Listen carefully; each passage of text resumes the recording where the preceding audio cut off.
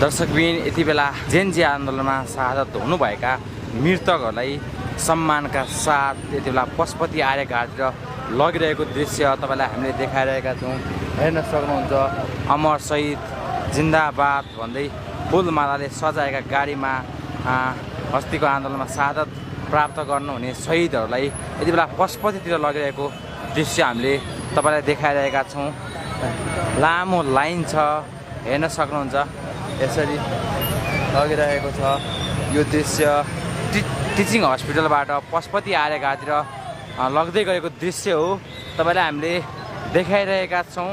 हेर्न सक्नुहुन्छ जेएनजी आन्दोलनमा शहीद हुनुभएका मृतकहरूलाई यति बेला पशुपति आर्य घाटतिर लगिरहेको दृश्य हो। यो केही दिन अगाडिदेखि मृतक परिवारहरूले चाहिँ यो लास नजलाएको अवस्था थियो, नबुझेको अवस्था थियो भने आज सरकारसँग वार्ता भए पछाडि यी लासहरूलाई पशुपति आर्य घाटतिर लगिरहेको तपाईँलाई हामीले देखाइरहेका छौँ। सम्मानका साथ अगाडि पछाडि नेपाल प्रहरीको भ्यान राखेर बिचमा यति बेला तपाईँलाई हामीले शहादत गुमाउनु भएका मृतकहरूलाई सिंहदरबारतिर लगिरहेका देखाइरहेका छौँ।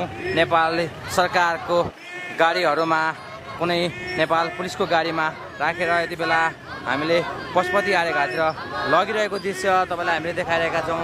हेर्न सक्नुहुन्छ दर्शकबिन यो दृश्य टिचिङ हस्पिटलबाट पशुपति आर्य घाटतिर लगिरहेको सब यात्राको दृश्य हो। हेर्न सक्नुहुन्छ प्रहरीले र सशस्त्र प्रहरीले यति सम्मानका साथ यति बेला जेएनजी आन्दोलनमा शहीद भएका मृतकहरूको अन्त्येष्टि गर्नका लागि पशुपति आर्य घाटतिर गइरहेको दृश्य हो। यो तपाईँलाई हामीले देखाइरहेका छौँ। दर्शकबिन हेर्न सक्नुहुन्छ।